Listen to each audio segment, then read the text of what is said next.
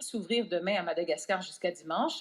Le thème de ce sommet, croissance partagée et développement responsable, les conditions de la stabilité du monde et de l'espace francophone. Ce sommet, c'est le baptême de feu de notre ancienne gouverneure générale, Michaëlle Jean, pour qui c'est le premier sommet francophone à titre de secrétaire général de l'Organisation internationale de la francophonie. C'est aussi la première participation de Justin Trudeau comme premier ministre du Canada.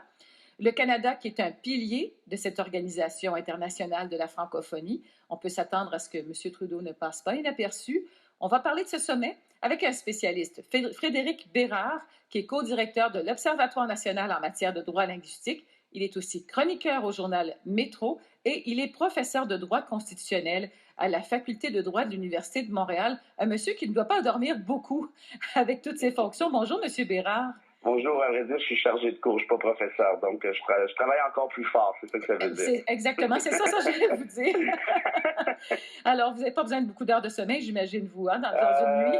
J'ai déjà eu un ancien employeur qui m'a demandé combien il y avait d'heures dans une nuit. J'ai dit, je sais pas, 8. Il n'y a personne qui doit donner le droit de toutes les dormir. Ça m'est resté. Mais vous travaillez plus pour lui. C'est bon. Non, c'est terminé. Bonne observation. Écoutez, M. Bérard, ces rencontres qui commencent demain officiellement sont précédées par des rencontres préliminaires à Madagascar. Oui. Est-ce qu'on peut avoir une idée de ce qui a été discuté jusqu'ici? Ben, en fait, c'était très, justement, comme vous l'avez dit, préliminaire. Donc, il n'y a pas grand-chose qui est sorti de ça. Je pense que c'est plus mettre la table sur ce qui s'en vient. Justin Trudeau a dit qu'il allait parler du droit des droits des gays et lesbiennes, du droit des femmes, du droit des enfants aussi, notamment sur la question des mariages précoces. Donc, on peut s'attendre, je pense, à des discussions qui vont porter sur, je dirais, des éléments qui transcendent un peu les questions purement linguistiques. Et puis, il faudra voir l'impact que ça aura. Là. Je dirais que le programme me semble assez audacieux. Oui, il y a plusieurs dizaines de pays qui sont invités. Il y a des pays observateurs également. On parle des droits. M. Trudeau veut aborder ce sujet-là parce qu'il y a pas mal de ces pays francophones qui, malheureusement, respectent peu ou pas les droits démocratiques. Comment ça va être reçu de la part de ces pays-là que le Canada veuille les influencer à ce chapitre? Oui, on est dans ce qu'on appelle la vraie politique internationale. Justin Trudeau aura les deux pieds là, dans la piscine de la diplomatie. Il est excellent, cela dit, à ce niveau-là. Là, donc, je n'anticipe pas de problème majeur, contrairement peut-être à Stephen Harper là, qui préférait aller chez le dentiste, qui a participé à des sommets semblables. Justin est un naturel, je pense.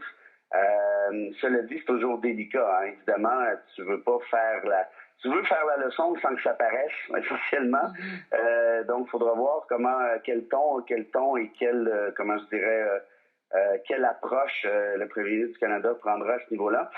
Mais je suis assez confiant dans l'optique où le Canada jouit d'une bonne réputation à l'international là, depuis l'arrivée au pouvoir des libéraux. Je crois que ces réformes ou ces solutions vont être probablement accueillies avec un regard interrogateur par certains pays. Mais cela dit, je pense que c'est le genre d'événement où il faut être plus audacieux que moins. Et là-dessus, Trudeau est probablement l'homme de la situation.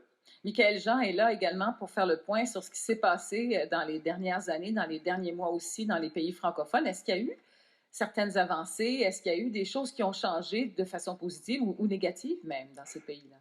Ben, en fait, je crois que les impacts ne se sont pas fait encore sentir. Évidemment, il y a 80 pays membres, là, donc c'est difficile de vous dire quelles mesures ont été prises dans chacun de ces 80 pays-là. Je crois que ce genre de sommet est beaucoup plus un moment pour se concerter, pour réaffirmer l'importance d'une part du fait français, ça va de soi, et d'échanger sur certains enjeux. Je crois que la plupart des États y vont à leur propre rythme. Le Canada est nécessairement un leader en matière de droits humains, ce qui n'est pas le cas de tous les participants. Mais ce qui est bien, par contre, c'est qu'on force, par la force des choses, justement, une certaine forme d'échange qui, à mon avis, là, devrait être profitable. On ne le voit peut-être pas à l'œil nu. Ce n'est pas non plus des trucs qui se font nécessairement du jour au lendemain. Mais je crois que faire partie d'une organisation comme celle-là pour le Canada permet d'influencer pour le mieux là, certains enjeux primordiaux. Peut-être que c'est pas évident, M. Bérard, mais quand même, dans le titre, ça semble beaucoup plus évident qu'on va parler pas mal d'économie. On parle de croissance partagée, de développement responsable. Oui, ça, c'est un peu étonnant parce qu'habituellement, les questions économiques sont plutôt incidentes à ce type de sommet-là. C'est quand même l'Organisation internationale de la francophonie. J'ai l'impression qu'on a élargi un peu, en fait, élargi de manière assez importante l'éventail des considérations à être discutées. Et pas nécessairement de mauvaise chose. Le danger, par contre, avec tout ça, c'est qu'on risque de s'éparpiller drôlement. Est-ce qu'on va vraiment parler de francophonie? Est-ce qu'on va vraiment parler de droits humains? Est-ce qu'on va vraiment parler donc d'économie? Est-ce qu'on a le temps de tout faire ça? À 80 participants, franchement, j'ai des doutes. Ça risque d'être assez expéditif sur certains enjeux. Donc, sans nier l'importance de l'économie, évidemment, je ne suis pas certain que c'est la meilleure des idées là, à ce niveau-là. Mais en tout cas, ça semble, si je vous écoute, là, ça semble encore nébuleux, Oui. le cœur des conversations. Ce que je me demandais à ce moment-là, il y a d'autres sommets auxquels on participe, comme le sommet de l'environnement, c'est évident, on sait qu'est-ce qu'on veut, nous, quand on sort du sommet. Hein, il y a une entente, puis on veut améliorer le sort environnemental du monde. Et quand on sort de ce sommet de la francophonie, qu'est-ce qui est attendu des pays? Avec quoi on devrait rentrer chez soi?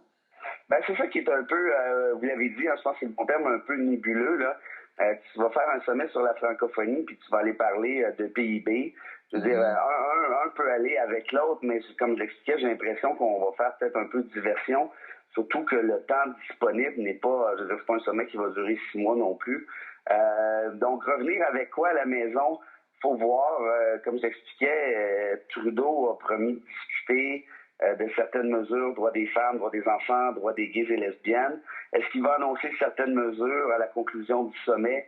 À mon avis, c'est ce qui arrivera. Hein. On veut toujours donner l'impression que ce sommet-là a été utile et qu'on revient, comme vous dites, avec quelque chose dans son bagage au pays. Est-ce que chaque pays fera de même? Ça reste à voir.